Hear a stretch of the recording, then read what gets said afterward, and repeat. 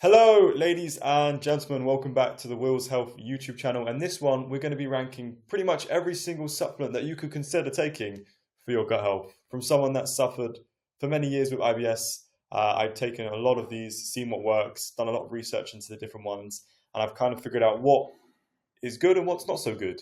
And now I don't really suffer with IBS or any gut health issues for that matter of fact. So I feel like I have some good knowledge of what works and what doesn't. And of course, some of these are going to work better than others for each individual. That's why it's quite hard to generalize because one supplement could be life changing for one person and could do nothing for the next person. So I'm going to be thinking for myself, like the effect it's had on me, and also just for the average person, because a one size fits all approach doesn't always work. But again, for the average person, we're gonna do it. Let's get right into it then. So I'm going to move quick. I'm not going to go over every single one because otherwise we're going to be here for ages. But let's start off with probiotics. I'm going to give it an A. I mean, probiotics are probiotics. Most of you are going to know about probiotics. It really depends on the strain. If you feel worse on probiotics, it could be SIBO, but I think it's a very solid option. So we're just going to give that an A. Marshmallow root. Marshmallow root, really good for the gut lining, but I'm probably going to give it a B. I think it's really good to put in teas, and it's something that I did very early on. But I think there's definitely better alternatives. But marshmallow is definitely really good. If you can make a tea with marshmallow root, then that would be really good. Milk thistle, one of the major ones for the liver, I think. And obviously the liver health is really important for your digestive health. You know, your liver is the one that produces bile for fats, which is really important for digestion, really important for getting rid of any toxins to help with the burden of your digestive system. So is it a B or an A? I don't know. A lot of this video is going to be me contemplating. For the sake of time, I think I'm going to put it A. All right, ashwagandha, a very popular one. Although I think for gut health in itself, it's probably going to be more of a C. Really good for bringing down your cortisol levels, but it doesn't really address why you're overproducing cortisol in the first place. So we're going to give it a C. Now, I can never pronounce this one, but I'll zoom in for you guys. This is called Saccharomyces boulardii, something like that. Anyway, it's a beneficial yeast strain. So it's like a probiotic, but it's not a bacteria. It's a beneficial yeast strain. So really good for those with SIBO and especially Candida. So this is where it's difficult because it really depends on your situation. But I think if you were someone with Candida, I think it would be amazing. So it's going to go up there with A. Curcumin. I'm tempted to put curcumin S.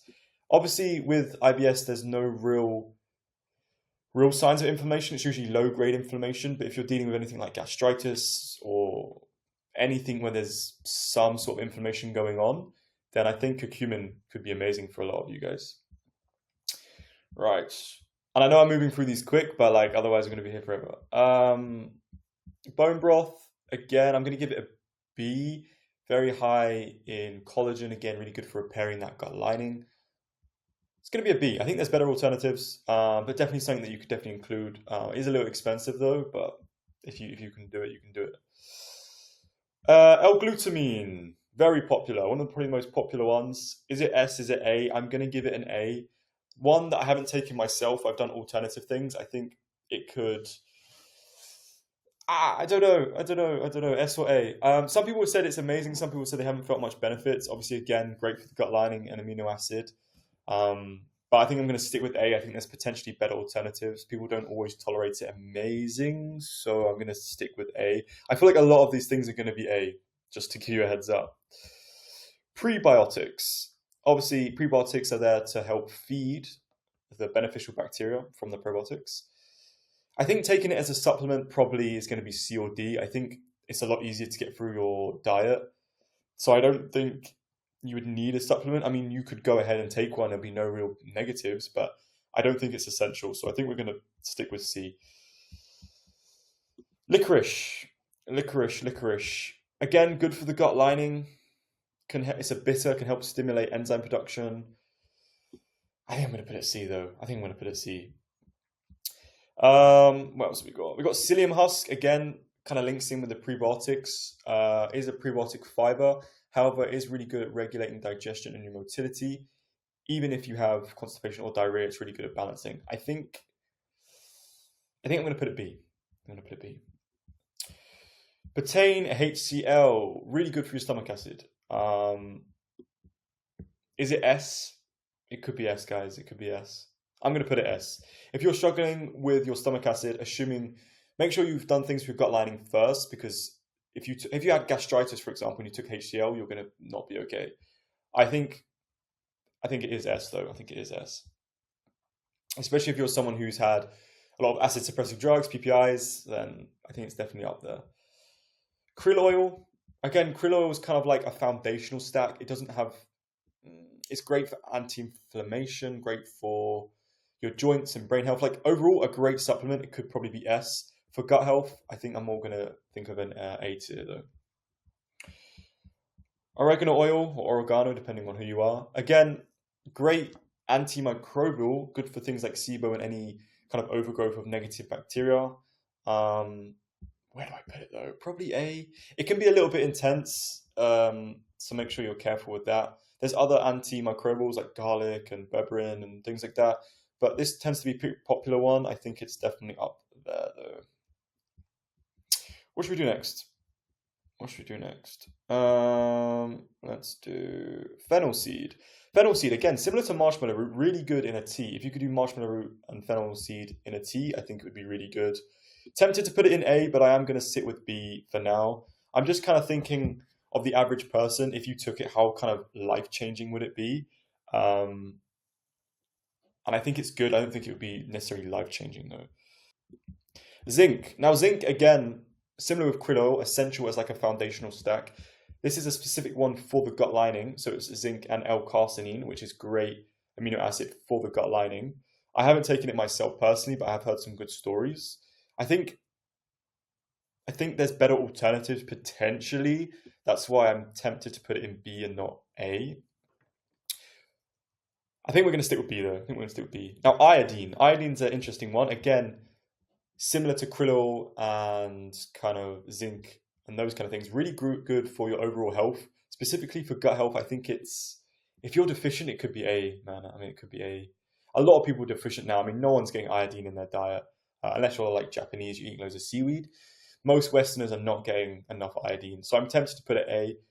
Again, really good for your thyroid health, for detoxing halogens. You know, we're full of fluoride and bromide and these kind of things. So detoxing of that is really important. I think I'm going to stick with A.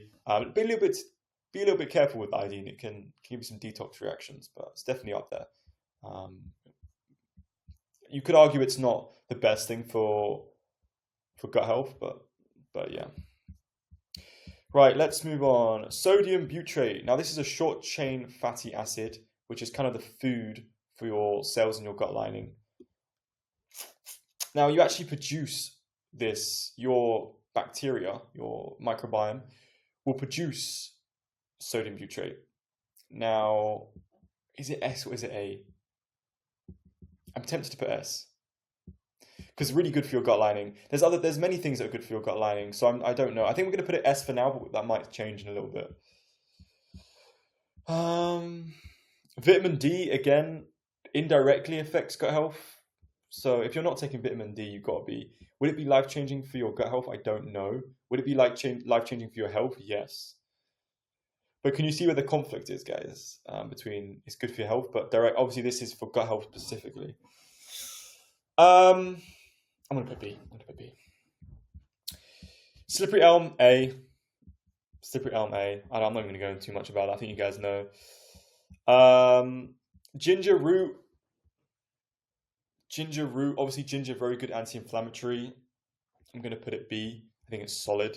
Again, I prefer curcumin if you're trying to do anti-inflammatory, but also for motility, ginger can be good as well. Again, ginger tea, pretty good, solid in B.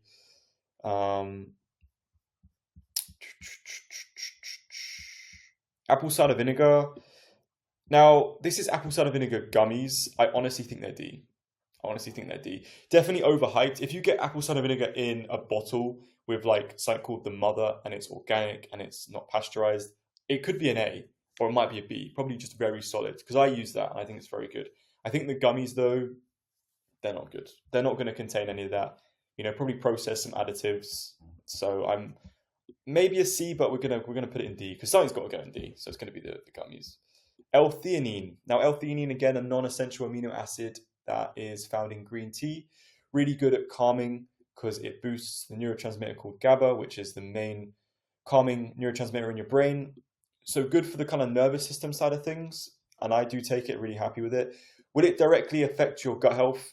Probably not, but what it will do is calm you down. So you're in a relaxed and digest state, and therefore you can have optimal digestion. Does that make sense? So I think I'm going to put it in B. Digestive enzymes. Ooh. Obviously really good, especially in the early part of your journey. If you're having enough stomach acid from maybe betaine HCl, you should be producing enough enzymes in the first place. Having said that, I still think it's good. So I'm going to put A. Okay, MSM, which is sulfur. Really good for the gut lining. Is it the best? Probably not. But great anti-inflammatory effects. Is it the best? Probably not. Great for detoxification. Is it the best? Probably not. So it's definitely good, but it's not like the absolute best of what it can do. So therefore, where is it? Where is it? I've lost it, guys. Oh, yeah, it's here. I'm going to put it in B. It's kind of a bit of a rogue one. It's not really talked about. If you're doing for detoxing, could be good. Great way to boost glutathione, which is the body's master antioxidant. There's probably better ways to do that with like NAC, but MSN's solid. Triphala. Triphala is an Ayurvedic blend of 3, I can't remember if it's herbs or fruits, but really good for your motility. So if you constipation, for example, really good. I think there's definitely better alternatives long term. I think great for short term and just help get motility sorted. But if you have chronic constipation, probably not the best thing. I'm still going to put it A though. I think I forgot to add a thiamine, which is B1, which is what I would really recommend if you have chronic constipation. That would probably be S tier, B1 if you have chronic constipation. Magnesium, again, solid. Great for motility. I mean, another foundational one could be A if you're really deficient, but again, just solid in the kind of foundational stack that I recommend. Quercetin, a natural antihistamine. This can really depend if you're struggling with histamine. I mean, if you're struggling with histamine, it could be S. If you're not, it could be D, because how much of effect it's going to have in your life. I still think it's solid because it's anti-inflammatory and it's overall great. So I'm probably going to put it A tier, guys, to be honest. Aloe vera gel, again, great for soothing and coating the gut lining. I actually do think slippery elm is slightly better, so I think I'm going to put it in A tier. But definitely a great alternative, but just great at healing the gut lining, soothing and coating the gut lining. Of course, I have kind of 2 aspects where soothing and coating, which is aloe vera, slippery elm, the gut lining, and then repairing, which is what L-glutamine and these kind of things are good for. Activated charcoal. Now we're kind of getting into binders. Binders are these kind of negatively charged substances that go in your body, very porous, and they grab onto any toxins. So charcoal would be great if you had food poisoning, for example. I actually think if you're toxic, you have toxic overload, it could be. I mean, binders could be S for you guys. In terms of gut health, again, solid A. But Enteros gel is another binder, actually a silica-based binder. Honestly, I think it's A. I mean, this is designed for IBS people as well. It's really good for aluminum if you have too much heavy metals, which a lot of people do. But what Enteros gel will do is kind of, again, really good for food poisoning. So if you know you've eaten something wrong, get Enteros gel in you. That's going to help bind to any of the bad bacteria and just more effectively get it out of your system and not linger. But Enteros gel is also really good for leaving kind of like a film on your gut lining. This silica-based, it's kind of weird to explain, but it leaves this kind of protective layer on your gut. So honestly, up there with some of the best. But yeah, activated charcoal, Enteros gel, really good for detoxing. But because this is for gut health, I think if it was detoxing, probably could put activated charcoal to S, but we're going to leave it there for now. Bromelain, again, it's a natural enzyme. I probably could have bulked it with enzymes. I'm probably going to put it C.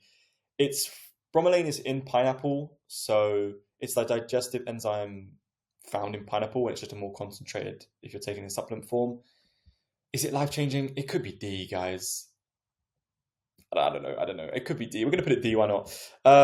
Peppermint oil goes in D. Again, it's maybe can give you some relief, but it's not really going to do much for your gut health. Again, some of these supplements are good for relief, but not really going to do much for your long-term gut health. And I think that's what peppermint oil is. It might relieve some bloating, but it's not going to do stuff long-term. Colostrum. Ooh, I think I'm going to put colostrum A, you know.